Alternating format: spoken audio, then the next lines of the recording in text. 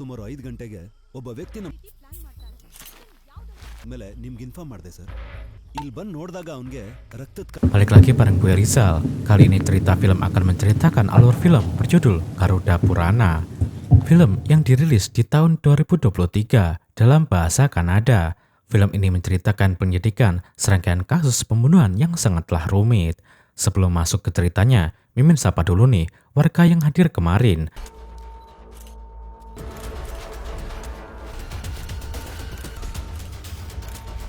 Ada Gabut Game 578, Bang Ipul Y9SP, Lasem Kota Tua 8398, Anto Kota G4S, Agut Za N8P. Bagi warga yang ingin disapa selanjutnya, silahkan kasih komentar terbaik buat miminnya.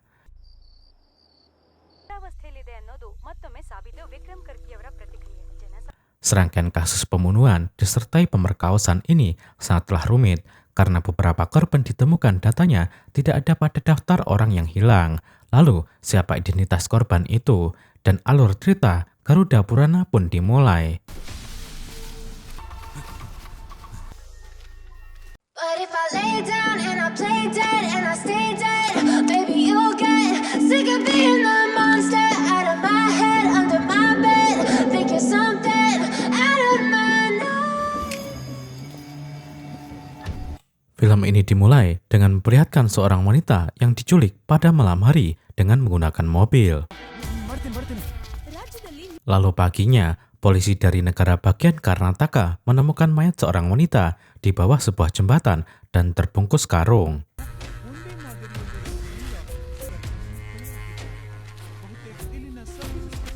Tim investigasi khusus pun datang ke TKP yang dipimpin oleh seorang inspektur polisi bernama Vikram, di mana penemuan mayat ini adalah yang kesekian kalinya yang sudah menjadi kasus pembunuhan berantai dengan pola pembunuhan yang sama.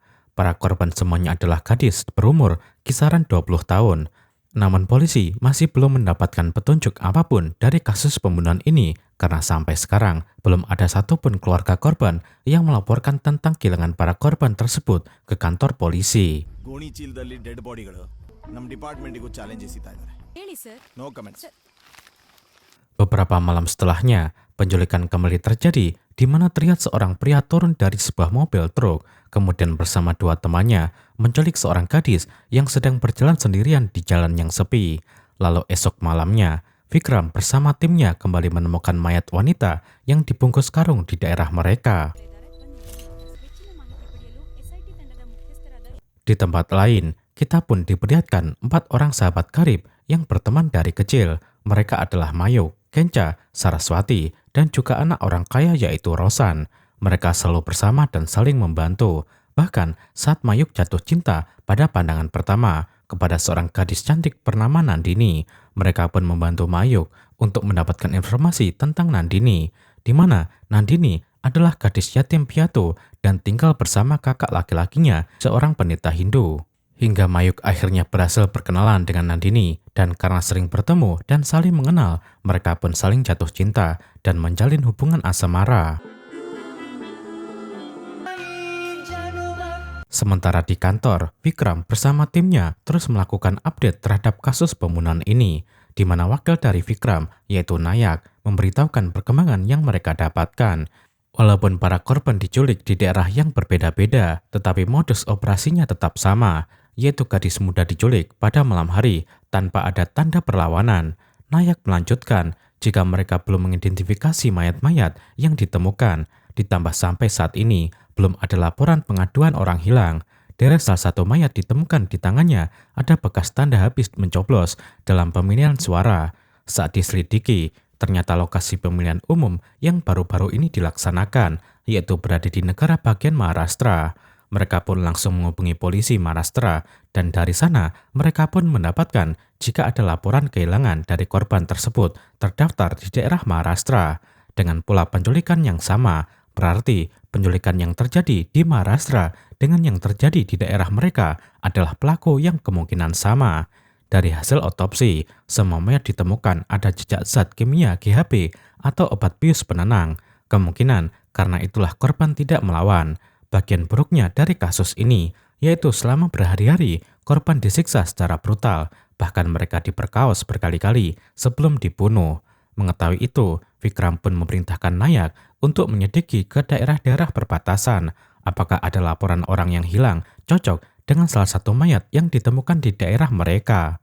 Vikram yakin jika mereka menemukan korban hilang dari daerah lain cocok dengan mayat di daerah mereka, maka kemungkinan korban hilang dari daerah mereka pun bisa saja ditemukan sudah menjadi mayat di daerah lain. Lalu kita pun diperlihatkan kembali pria yang menculik gadis malam itu. Pria tersebut bernama Kali, seorang pria bisu yang tinggal di daerah kumuh. Kali memiliki seorang istri yang sangat ia cintai. Akan tetapi, istrinya tidak pernah mencintai Kali dan memilih pria lain. Malahan, Kali selalu dihina dan dimarahi oleh istrinya karena sang istri menganggap Kali adalah pria yang bodoh. Tetapi walaupun selalu dihina dan dimarahi, Kali tidak pernah membalas ataupun menyakiti istrinya. Namun kemarahannya itu ia lampiaskan kepada para korban atau gadis-gadis yang ia culik bersama kedua temannya yang mereka sekap di sebuah lokasi terpencil di dekat danau yang jauh dari keramaian. Malamnya, Kali kembali melakukan penculikan dan paginya polisi kembali menemukan mayat baru yang ternyata adalah wanita yang kemarin disiksa di rumah persembunyian Kali. Dari hasil otopsi, dokter memberitahukan jika korban telah diperkaos berkali-kali kemudian dibunuh dengan sangat brutal, yaitu korban dimasukkan ke dalam karung terlebih dahulu lalu ditikam dengan pisau sebanyak 36 kali. Mendengar itu, Nayak sangat kesal dan ingin segera menangkap pelaku psikopat ini. Sementara Kali dan temannya terus melakukan penculikan dan pembunuhan di daerah lain dan membuang mayatnya di Karnataka. Kali selama ini melakukan kejahatan bersama temannya yaitu Balu, seorang pecandu lem, dan juga seorang sopir truk bernama Azhar. Sedangkan di tempat lain, Mayuk merasa gelisah karena sudah beberapa hari ini tidak bertemu dengan Nandini dan untuk menghilangkan kegelisahannya itu, ia bersama Rosan dan Kenca pergi ke rumah Nandini dengan berpura-pura menemui kakak Nandini yaitu seorang pendeta Hindu bernama Krishna dengan alasan untuk meramal garis tangan dari Kenca. Setelah itu Mayuk dan Nandini pun bertemu di studio foto yang berada tidak jauh dari rumah Nandini hanya untuk menghilangkan rasa rindu mereka. Tidak lama kemudian, pemilik studio foto yang bernama Praven datang ke sana yang membuat mereka pun berpura-pura ingin membuat foto untuk paspor. Esok paginya, Krishna memanggil Nandini untuk berbicara. Ternyata Krishna dan istrinya memberitahukan jika seorang pria bersama keluarga dari kerabat mereka telah datang untuk melamar dan ingin menikahi Nandini. Namun mendengar itu membuat Nandini marah dan mengatakan jika ia belum siap untuk menikah.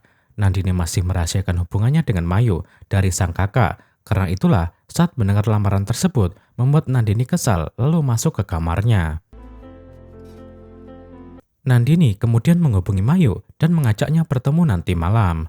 Lalu malamnya, Mayuk pun pergi menjemput Nandini yang terlihat kesal saat berjalan keluar dari rumah. Nandini pun mengajak Mayuk untuk pergi. Namun Mayuk justru lebih dulu mengambil foto selfie bersama Nandini, kemudian mereka pun pergi. Masih di malam yang sama, terlihat Kali kembali melakukan penculikan, tetapi kali ini di daerah Karnataka. Setengah jam kemudian, polisi pun mendapatkan laporan penculikan tersebut yang berlokasi di sebuah halte di jalan raya. Nayak dan timnya pun langsung pergi ke lokasi dan di sana pun mereka bertemu dengan pelapor yang tidak lain adalah kekasih korban. Ia mengatakan jika ia setiap hari selalu menjemput kekasihnya tersebut yang pulang bekerja di halte ini. Tadi sebelum ia sampai di halte, kekasihnya sudah lebih dulu diculik. Saat itu mereka sedang menelepon, lalu tiba-tiba ia mendengar kekasihnya berteriak, minta tolong, kemudian panggilannya terputus. Saat ia tiba di lokasi, sudah tidak ada siapapun di sana. Korban diculik sekitar pukul 22.30 dan terlihat tiang rambu jalan di halte tersebut seperti habis tertabrak oleh kendaraan berat karena terlihat dari bekas ban mobilnya. Memang benar, terlihat saat korban sedang menelepon mobil truk Kali lewat dan lebih dulu menabrak tiang rambu jalan. Kemudian setelah itu, mereka pun menculik korban tersebut dari jalan yang sepi. Karena lokasinya dekat dengan pintu tol, Nayak pun langsung memerintahkan timnya untuk pergi ke gerbang tol dan memeriksa antara pukul 23 sampai 23.30 apakah ada kendaraan berat yang mengalami kerusakan di bagian depan mobil sebelah kiri yang melewati tol tersebut. Juga beberapa gerbang tol lain yang mungkin dilewati mobil pelaku untuk keluar dari daerah mereka. Benar saja, terlihat mobil truk yang dikendarai Azhar terlihat dari CCTV melewati gerbang tol dengan tanda goresan di bagian depan kiri mobil. Nayak pun yakin jika itu adalah mobil pelaku. Nayak lalu menghubungi Vikram yang sedang menghadap atasannya, kemudian memberitahukan tentang penculikan ini. Vikram pun memerintahkan untuk segera melacak mobil tersebut demi menyelamatkan korban secepat mungkin. Vikram pun menghubungi tim cybernya untuk mencari tahu apakah mobil ini juga lewat gerbang tol pada waktu-waktu penemuan mayat. Setelah dicari tahu, ternyata benar mobil truk tersebut selalu melewati gerbang tol pada malam hari sebelum mayat ditemukan di pagi harinya. Mengetahui itu, membuat Vikram dan polisi yakin jika pengendara mobil tersebut adalah pelakunya. Go ahead, man. Setelah mendapatkan detail dari truk pelaku, Nayak dan timnya langsung pergi ke sebuah tempat penyewaan truk dan menemui pemiliknya yang bernama Jamal. Saat ditunjukkan foto truknya, Jamal membenarkan jika itu adalah truk miliknya. Lalu saat ditunjukkan foto dari pengendaranya, Jamal pun mengenali dan mengatakan jika itu adalah Azhar yang selalu menyewa truk darinya untuk mengangkut dan mengirim barang. Nayak kemudian meminta nomor Azhar dari Jamal, lalu mengirimkannya pada tim cyber untuk dilacak. Setelah mendapatkan lokasi dari nomor Azhar, Nayak dan tim pun langsung bergegas ke lokasi. Di jalan, Nayak menghubungi Vikram dan memberitahukannya, dan Vikram mengatakan jika ia akan menyusul ke lokasi. Akan tetapi di tengah jalan, Vikram mendapatkan informasi dari bawahannya jika ada mayat yang baru saja ditemukan. Karena hal tersebut, Vikram membatalkan menyusul Nayak dan pergi ke lokasi penemuan mayat. Saat Nayak tiba di lokasi, mereka pun menemukan truk dari pelaku yang terparkir. Namun mereka tidak menemukan pelaku di sana, melainkan hanya ponselnya saja. Sedangkan Vikram saat tiba di lokasi penemuan mayat dan memeriksanya, ternyata mayat yang ditemukan kali ini adalah mayat dari Nandini.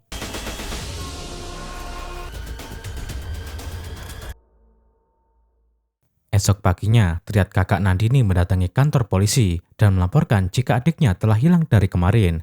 Saat Krishna menunjukkan foto Nandini, petugas polisi pun terlihat terkejut karena wajah Nandini adalah korban yang ditemukan kemarin. Petugas tersebut lalu melaporkan pada atasannya. Kemudian atasannya menghubungi Nayak dan memberitahukan tentang laporan hilang dari keluarga korban yang ditemukan kemarin. Mendengar itu, walaupun bingung karena baru kali ini ada keluarga korban yang melaporkan kehilangan, Nayak dan tim langsung pergi ke kantor polisi. Saat tiba dan bertemu Krishna, Nayak pun bertanya sejak kapan adiknya hilang dan kapan terakhir kali ia melihatnya. Krishna mengatakan kemarin dan terakhir ia melihat adiknya yaitu lusa saat makan malam, kemudian adiknya pergi ke kamar. Namun paginya saat istrinya pergi ke kamar untuk membangunkan Nandini, ternyata ia sudah tidak ada di kamarnya. Mereka pun sudah mencarinya kemana-mana, tetapi tidak ketemu. Karena itulah hari ini ia melaporkan kehilangan adiknya. Setelah mendengar itu, Nayak kemudian membawa Krishna yang masih terlihat bingung dan panik dengan mobil ke gedung kamar mayat. Saat di jalan, mobil mereka tidak sengaja berpapasan dengan Kenca. Melihat kakak Nandini yang ada di dalam mobil polisi, Kenca pun lalu mengikuti mereka hingga sampai ke gedung kamar mayat. Ketika melihat adiknya yang sudah tak bernyawa, membuat Krishna sangat terpukul dan tidak bisa menahan tangis. Lalu saat mereka keluar dari sana, Kenca yang menunggu di luar akhirnya tahu dari bawaan Nayak jika Nandini sudah meninggal.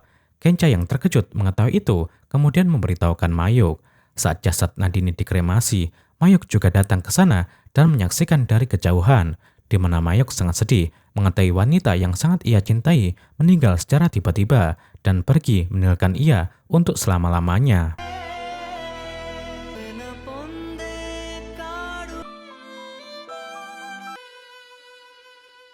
Di kantor, Vikram dan timnya membahas tentang Azhar yang diduga sebagai pelaku utama. Azhar bekerja dalam bidang penyedia layanan untuk pengepakan atau pengiriman barang dan ia dibantu oleh pria lokal.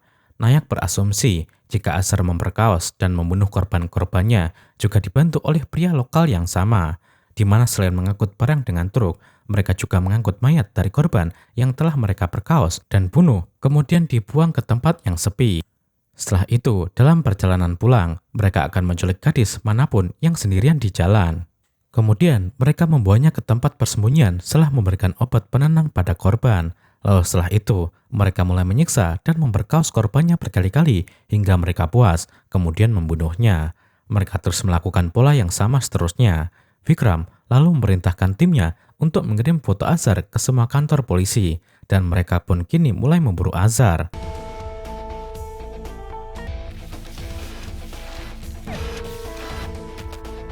Hingga akhirnya seorang petugas polisi dari kantor polisi lain melihat Azhar. Ia pun lalu mulai mengikuti Azhar dan melaporkannya pada tim Nayak. Saat tim Nayak tiba, mereka pun langsung menyisir ke semua tempat. Akan tetapi saat mereka menemukan Azhar, Azhar justru sudah tewas dibunuh oleh seseorang.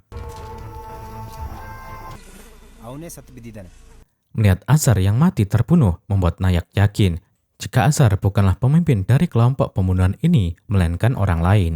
Ia yang pasti membunuh Azhar karena mungkin ia menyadari kalau polisi sedang mengejar Azhar. Setelah itu, mereka kemudian memeriksa ponsel milik Azhar, di mana terdapat beberapa rekaman video saat mereka menyiksa dan memperkaos para korbannya. Dari semua video tersebut, Vikram berhasil menyimpulkan lokasi persembunyian mereka, di mana dari semua video terlihat ada jaring ikan di belakang korban. Karena tidak ada laut di daerah mereka, Vikram pun yakin jika lokasinya berada di sekitaran danau. Petunjuk lain dari video tersebut yaitu terdengar suara pesawat yang seperti sedang lepas landas. Dari banyaknya danau di daerah mereka, tetapi hanya 3 danau besar yang lokasinya dekat dengan bandara. Vikram kemudian memerintahkan tim untuk mengirim informan ke sekitar 3 danau tersebut untuk mencari lokasi tersembunyi dari para pelaku. ಮಾಡಿರೋ ವಿಡಿಯೋಗಳನ್ನ ನೀವು ಕ್ಲೀನ್ ಆಗಿ okay team. Nayak dan tim pun langsung bergegas dengan mengirimkan beberapa informan mereka dan juga mulai menyisir di sekitaran danau yang menjadi target. Hingga pada malam hari, salah satu informan menemukan sebuah gubuk yang mencurigakan di sekitaran danau. Ia pun langsung melaporkannya kepada Nayak, di mana di gubuk tersebut terlihat ada 2 orang pria. Informan pun lalu mengirimkan lokasinya dan Nayak bersama polisi langsung pergi ke lokasi tersebut. Memanglah benar, gubuk tersebut adalah tempat persembunyian Kali bersama Balu dan Azhar selama ini. Melihat ada mobil polisi yang datang ke sana, Kali yang panik langsung melarikan diri dari gubuk bersama Balu dan juga salah satu korbannya. Akan tetapi Nayak dan polisi berhasil mengejar mereka yang masuk dan bersembunyi di hutan. Walaupun sempat melawan dan berusaha melarikan diri, tetapi Kali dan Balu akhirnya berhasil dilumpuhkan dan ditangkap oleh Nayak bersama timnya. Polisi pun berhasil menyelamatkan gadis yang diculik di halte. Mereka pun lalu dibawa dan disiksa di ruangan interogasi. Kali disiksa dengan sangat keras di dalam ruangan, sementara Balu mendengarkannya dari luar ruangan. Karena Kali yang tidak bisa berbicara sepatah kata pun, walaupun sudah disiksa, Balu pun akhirnya memberitahukan jika Kali tidak akan pernah berbicara walaupun disiksa dan dipukuli, karena Kali adalah pria yang bisu. Balu mengatakan kalau Kali adalah pria bodoh.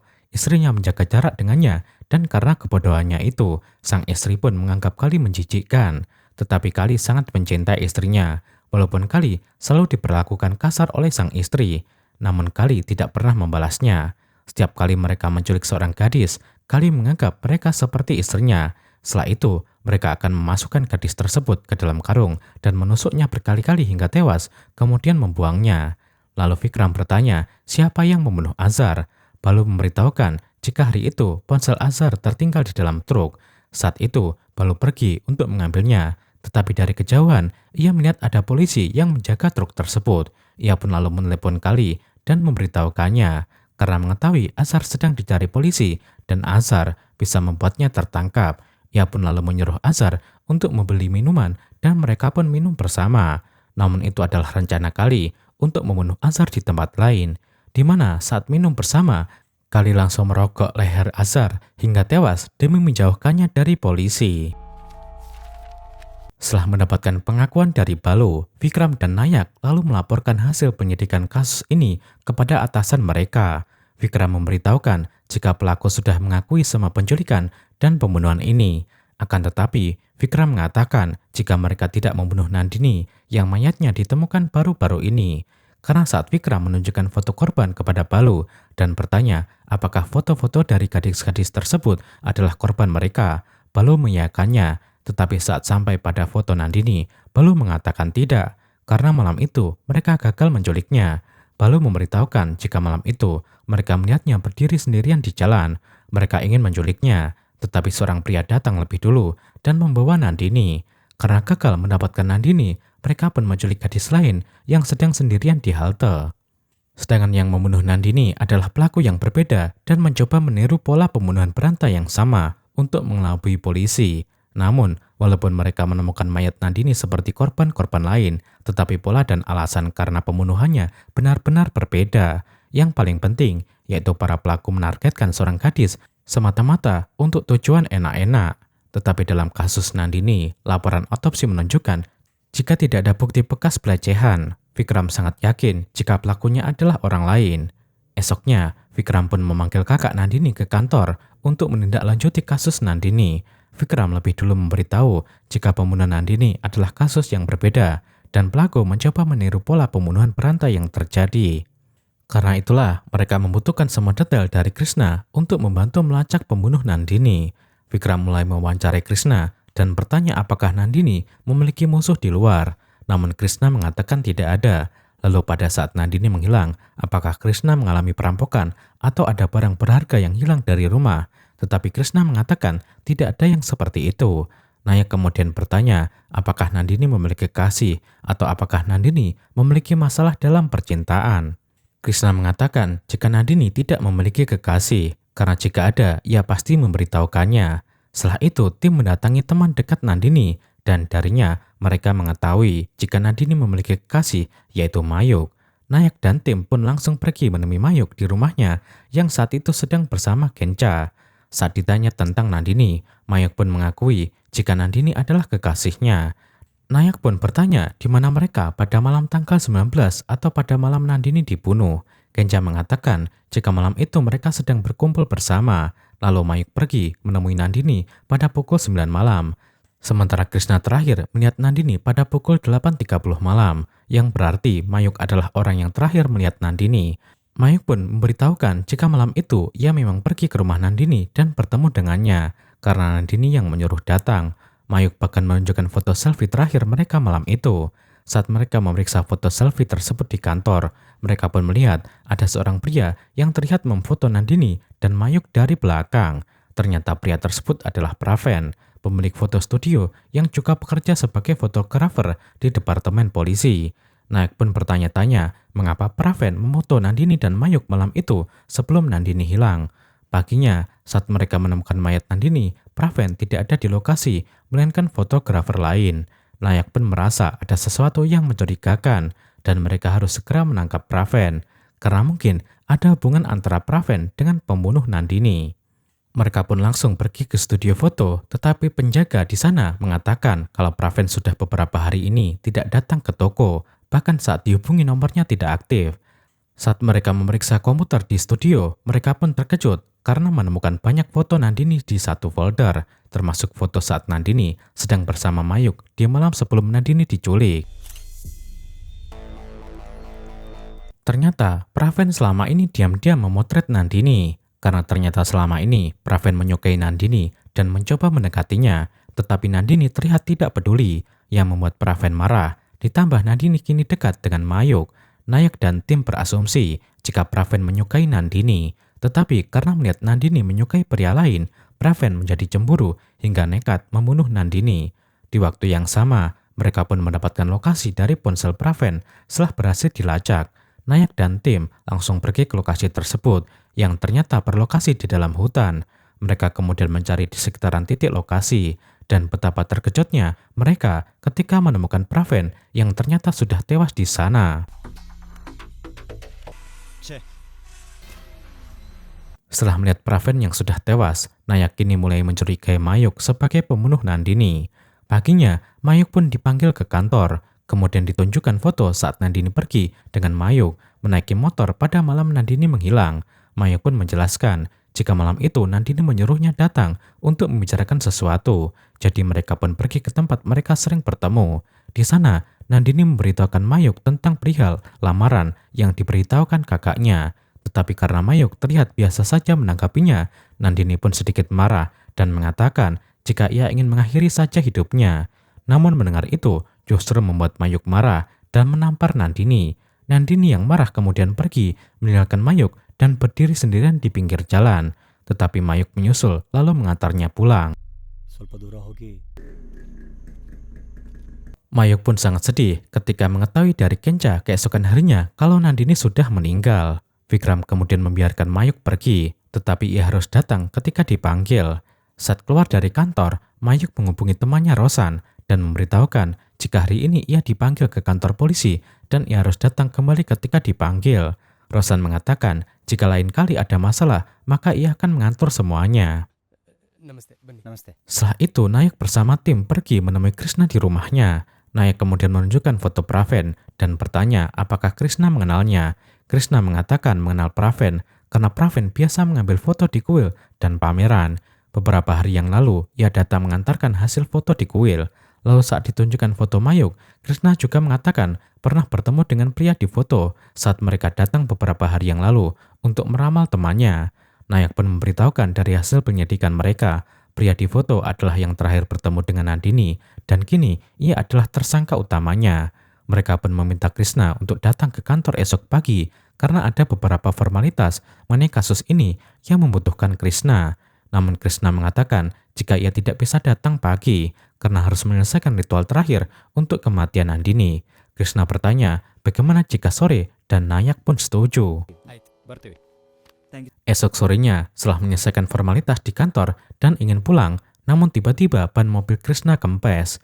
Nayak pun kemudian menyuruh bawahannya untuk memperbaiki ban mobil Krishna, lalu Nayak mengajak Krishna untuk menunggu di dalam kantor hingga mobilnya selesai diperbaiki. Sebenarnya Mayuk juga disuruh datang, tetapi Mayuk mengabaikannya dan itu membuat Nayak marah dan memerintahkan bawahannya untuk menelepon Mayuk dan menyuruhnya datang ke kantor dalam 30 menit. Mayuk kemudian menghubungi Rosan dan Rosan kemudian menyuruh Kenca untuk mematikan telepon dan membuang SIM card milik Mayuk. Lalu mereka pergi dengan mobil yang sudah dikirimkan Rosan beserta supirnya. Kemudian mereka diantarkan ke Wisma milik Rosan, namun terlihat mobil mereka diikuti seseorang. Saat tiba di Wisma dan ketika Mayuk dan Kenca masuk ke dalam Wisma, sang sopir pun menghubungi Rosan. Akan tetapi, ternyata sang sopir salah mengantarkan mereka ke Wisma Rosan yang baru. Mengetahui itu, Rosan pun menjadi marah dan langsung pergi ke Wisma barunya. Dan saat sampai, Rosan pun menjadi panik karena Mayuk melihat banyak foto Nandini di dalam Wisma Rosan. Ternyata selama ini, Rosan juga diam-diam menyukai Nandini dan memotretnya secara diam-diam. Mengetahui itu, Mayuk pun bertanya mengapa Rosan melakukan semua ini padanya dan mengapa Rosan tidak memberitahukannya dari awal jika ia juga menyukai Nandini dan mengapa Rosan harus membunuhnya. Rosan mengakui jika ia memang selama ini menyukai Nandini, tetapi demi Mayuk dan persahabatan mereka, ia rela berkorban dan menyembunyikan perasaannya selama ini. Tetapi walaupun tidak mendapatkan Nandini, bukan berarti ia harus membunuh Nandini. Rosan pun mengatakan jika ia tidak ada kaitannya dengan kematian Nandini, dan di waktu yang sama, Nayak tiba di sana dan langsung menangkap dan membawa mereka ke kantor. Namun saat di kantor, Vikram justru memberitahukan semua tim yang ada di kantor termasuk Mayuk dan Rosan tentang penemuan besar dari penyidikan timnya selama ini untuk kasus Nandini, di mana pembunuh Nandini yang sebenarnya bukanlah Mayuk, Praven ataupun Rosan. Walaupun mereka bertiga memiliki motif yang kuat untuk membunuh Nandini, tetapi mereka bertiga bukanlah pelakunya, melainkan kakak Nandini sendiri, yaitu Krishna. Vikram kemudian memberitahukan bagaimana ia mengetahui semua itu, yaitu dimulai saat Krishna mengatakan akan melakukan ritual terakhir Nandini yang biasanya dilakukan pada hari ke-13. Namun jika dihitung dari hari mereka menemukan mayat dan sampai hari mereka melakukan ritual adalah 12 hari, kecuali jika dihitung dari hari Nandini menghilang barulah 13 hari. Dan itu membuat Vikram bertanya bagaimana Krishna bisa memastikan kalau Nandini meninggal pada hari ia menghilang. Kemudian penemuan lain yaitu ada cat baru yang tebal di paku yang tertancap di dinding dekat pintu masuk. Vikram pun bertanya apakah itu adalah upaya untuk menutupi noda kotor di dinding atau noda darah. karena dari hasil otopsi diketahui penyebab kematian Nandini adalah cedera di kepala dan ada tanda tusukan paku di kepala Nandini. Dari pernyataan awal, Krishna menyebutkan jika ia pergi tidur pada pukul 9.30 malam, tetapi dari keterangan Saraswati, yaitu teman Mayuk, jika ia melihat Krishna pergi dengan mobil pada jam yang sama, dan yang terakhir adalah dari ban mobil Krishna. Ternyata mereka sengaja mengempeskan ban mobil Krishna agar bisa membawanya untuk diperiksa. Dan hasilnya, ban mobil Krishna cocok dengan bekas cetakan ban mobil yang ditemukan di TKP Nandini. Mendengar semua itu, Krishna pun menangis dan mengakui semua ini. Semuanya berawal saat mereka membahas tentang lamaran yang membuat Nandini marah. Krishna mengira jika Nandini memang belum siap, namun malamnya Praven menemuinya dan menunjukkan foto Nandini dengan seorang pria yang membuat Krishna sadar alasan Nandini marah saat membahas masalah lamaran. Lalu saat ia melihat Nandini diantar pulang dan terlihat mesra dengan difoto membuat Krishna menjadi murka. Ia pun sangat marah pada Nandini malam itu hingga menamparnya. Akan tetapi tanpa sengaja kepala Nandini terbentur dan tertancap di paku dinding tanpa disadari Krishna. Tetapi saat istri Krishna melihat ada darah di kepala Nandini, mereka pun baru sadar jika Nandini sudah tewas. Krishna sangat terkejut dan terpukul, juga menyesali apa yang sudah ia lakukan. Krishna mengatakan kepada istrinya, jika ia siap bertanggung jawab dan menerima hukuman. Krishna lalu berencana pergi ke kantor polisi untuk menyerahkan diri. Namun istrinya menahan karena ia tidak ingin suaminya masuk penjara. Demi menjaga nama baik dan reputasi keluarganya, Krishna pun mengurungkan niatnya. Kebetulan hari itu paginya, ia membaca berita tentang pola pembunuhan berantai yang sedang diselidiki polisi, yang membuat ia pun merencanakan membuat kematian Nandini seperti korban pembunuhan berantai. Akan tetapi, saat ia memasukkan mayat Nandini ke dalam mobil, Praven melihat itu dan mengikuti mobil Krishna yang pergi ke hutan untuk membuang mayat Nandini. Tetapi karena Krishna melihatnya, Praven pun lari dari sana dan dikejar Krishna, yang sebenarnya ingin membicarakan ini baik-baik dengan Praven. Akan tetapi, saat berlari, Praven justru tersandung dan tubuhnya tertancap kayu saat terjatuh hingga tewas. Krishna mengatakan jika ia menutupi semua kematian ini hanya demi istri dan anaknya. Krishna pun menyesali semua ini dan meminta maaf. Namun walaupun tidak sengaja menyebabkan adiknya dan tetangganya tewas, tetapi Krishna tetap dinyatakan bersalah dan akhirnya di penjara yang sama dengan Kali dan Balu. Dan film pun berakhir.